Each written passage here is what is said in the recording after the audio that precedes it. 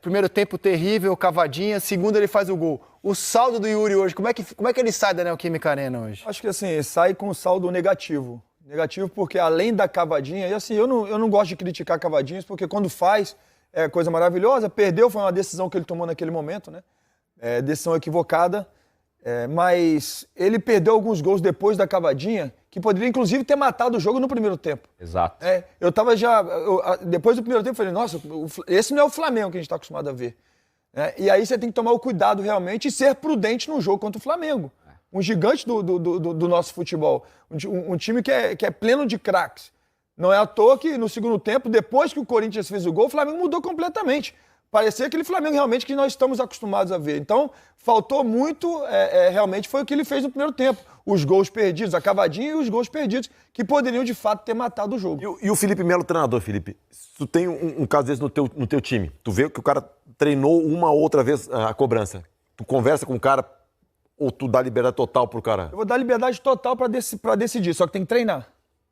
Tem que treinar. Se ele chegar e treinar a cavada, ele vai treinar. Se ele chegar e perder, vai estar tranquilo, não tem problema nenhum. Porque eu sei que ele está treinando para aquilo. Não pode ser um capricho, como falamos aqui. Se é um cara que não está acostumado a bater... E assim, se vê que o Yuri... E eu sou um exímio, um cara que gosta de elogiar o trabalho dele. Mesmo no momento que ele passou momentos ruins. O gol que ele fez foi um baita gol hoje. Baita gol. Ele se superou várias vezes no Corinthians. Se superou várias vezes. Então, assim, é verdade. Você vê, na hora que ele corre pra bater o pênalti, ele muda totalmente a maneira que ele vai correr. Que ele corre muito rápido. Ele já tinha batido algum pênalti assim? Eu não me lembro. Eu lembro. O último Cavadinho pênalti que eu ele não havia lembro. batido pelo Corinthians, ele perdeu. Mas não foi cavando. Não foi cavando, não. A expressão facial dele... Eu não lembro de cavadinha do Yuri. Exato. Não lembro. Muda completamente. Então, assim, eu falei, cara, o que ele teve? Ele correu rápido. Então, ele não é um cara que tá acostumado a bater pênalti por cavadinha. Ó, esse é o último pênalti que ele perdeu. Foi no derby, tá? Ele não fazia gol, tinha 4 meses. Ok, ficou machucado nesse período, né?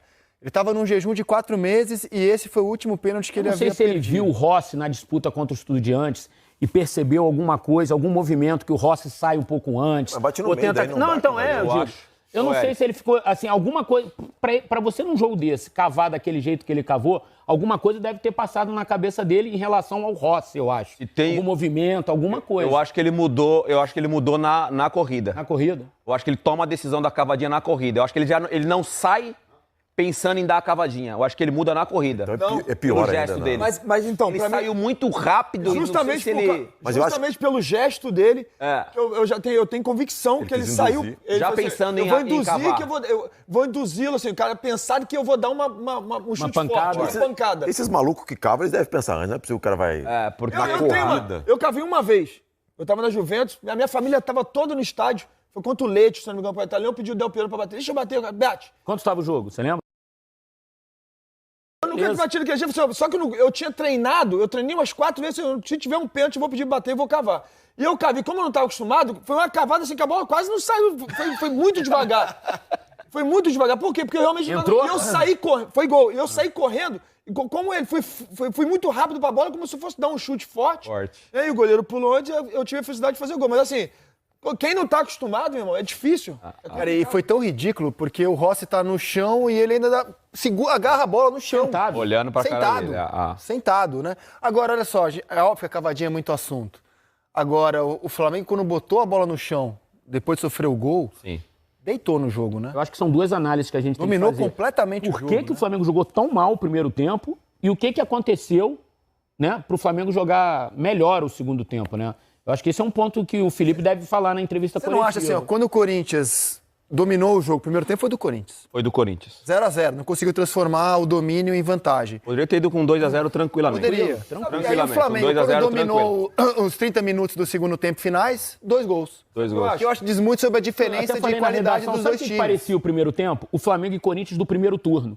Um time se impôs de um jeito absurdo, que foi o Flamengo contra o Corinthians no Maracanã, e fez gol. E o Corinthians se impôs de um jeito absurdo na Neoquímica e não fez o gol.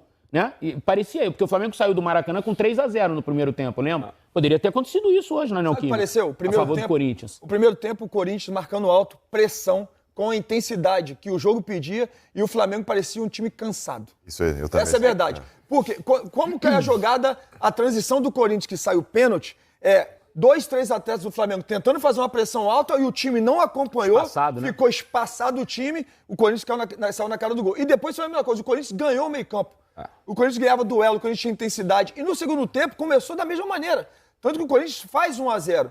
Aí depois o Corinthians para de fazer a pressão e começa a deixar o Flamengo Depois do gol, né? Exatamente. Depois do gol. E começa o Flamengo a deixar o Flamengo jogar. Aí veio as substituições, que deram uma vida nova, um respiro pro Flamengo. Sai jogador top, entra jogador top também. E o Flamengo começou a botar a bola no chão e simplesmente dominou o jogo. Tem a ver com a semana cheia do Corinthians, né?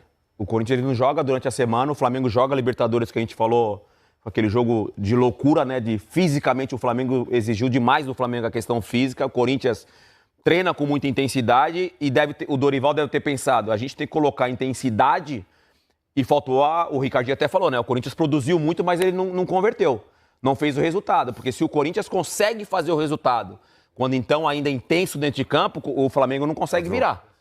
Porque o Corinthians descansa a semana toda, joga muito pessoal, intenso realmente no o Flamengo primeiro deu tempo até sinais fazer o de gol. cansaço. E aí depois do gol tira um foi na pouco o pé, força e aí o física, na Flamengo imposição, na tem uma imagem vontade. do banco de reserva que Se aparece sobressaiu o Alessandro, contra o Flamengo no primeiro o Pedro tempo. e o E Jorginho. por pouco Isso aí, porque o Pedro não entrou. não, E o Pedro teve não um chegou placar assim, aí não. irreversível, Mas o segundo de tempo, 2 ou Corinthians, 3 a 0. Tudo bem, eu até entendo que não dá pra fazer, de repente, por mais que ele tenha treinado toda semana, tenha descansado, não dá pra você fazer 90 minutos com intensidade, marcando alto. Mas que não precise fazer a intensidade do terço final, que você começa a fazer a intensidade já do atacante. Recua linhas, sabe? Dá 2 passinhos pra trás e pega uma intensidade da metade do campo. O Flamengo não pode, de repente, chegar na metade, no terço final do campo e o Corinthians não marcar. Foi o que aconteceu. O Flamengo começou a ter posse de bola, começou a ganhar campo, começou a propor jogo, começou a gostar do jogo, movimentação, e o Corinthians parecia parado. Tanto tem uma jogada que o Bruno Henrique pega, ele passa com muita facilidade do zagueiro do Corinthians, do Gustavo Henrique. Então, assim, Mateuzinho não passava do meio. Exatamente. Aí que eu acho que a qualidade dos elencos pesa muito. Primeira questão básica, como a gente comentou, você domina o jogo e aí você não mata porque você não tem tanta qualidade, você proporciona um time melhor em 30 minutos te jantar. 30 minutos te jantar. Mas, cara, eu não tô exagerando, eu acho que elas pioraram o Corinthians, porque o Dorival não tem o banco do Flamengo. Então, ó, ele tirou o Martinez, colocou o Angileri, né? Tirou o Maicon, colocou o Rian. A única que eu acho que melhorou foi o Vitinho, que demorou para entrar. Tirou o Breno Bidon, colocou o Vitinho. Tirou o Guinegão, colocou o Thales Magno.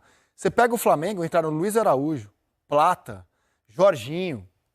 Cara, é outro nível. Das 5 substituições que o Felipe fez, outro nível. Os 5 que o Felipe fez, 4 são jogadores de seleção. Danilo, Alexandre da seleção brasileira, o Plata da equatoriana, o Jorginho, campeão da Eurocopa pela Itália, e entrou o Luiz Araújo, que não é jogador de seleção, mas é um jogador que seria titular em muitos times do futebol brasileiro. E primeira bola que cai no pé do Arrascaeta. Agora, eu acho que teve uma mudança. E não estava jogando bem, né? É o que eu falei do Arrascaeta. Nós falamos antes do craque, né? O Arrascaeta não fez um grande jogo, aí foi lá e pum, craque, fez o gol, 18 gols no campeonato, na temporada. Aí você pega, acho que no campeonato, 14 gols no campeonato. 14. Aí você pega o Samuel Lino, também não estava jogando bem. Jogou mal hoje, inclusive jogou mal. Acho que assim, se espera muito mais desse atleta. Eu mesmo espero muito mais desse atleta. Eu vi esse os atleta 2 últimos jogos dele não foram bons. E ele é muito bom jogador. Ele é jogador nível de seleção brasileira. Precisa melhorar ainda, precisa mostrar para que veio. Jogou 2 jogos acima do nível realmente que ele pode jogar. Hoje não foi bem, mas fez a jogada que saiu o gol do Arrascaeta. Então, assim, é um time... O Saúl sentiu o ritmo. Então, eu acho que do jogo o Dorival, do meio da semana. O Felipe fez uma mexida no segundo tempo que foi interessante, assim.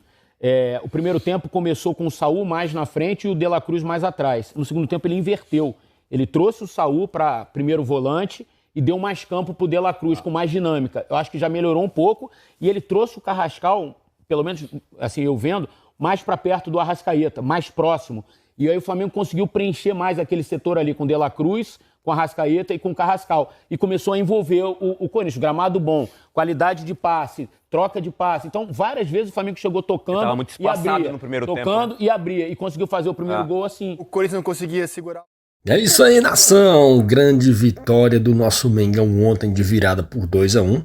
E quero deixar aqui os meus elogios ao Felipe Melo. Quando começou como comentarista, ainda trazia ali uma certa rivalidade, alguns comentários ali desconexos com a realidade, mas hoje temos que elogiar. Felipe Melo entende muito de futebol e está se tornando um grande comentarista, sempre com colocações muito perfeitas e muito ajustadas com a realidade daquilo que foi a partida. Deixa o like aí, se inscreva no canal, vou trazer a parte 2 do programa Fechamento, beleza? Fica ligado aqui no canal deixa o like, se inscreva e ative o sininho das notificações.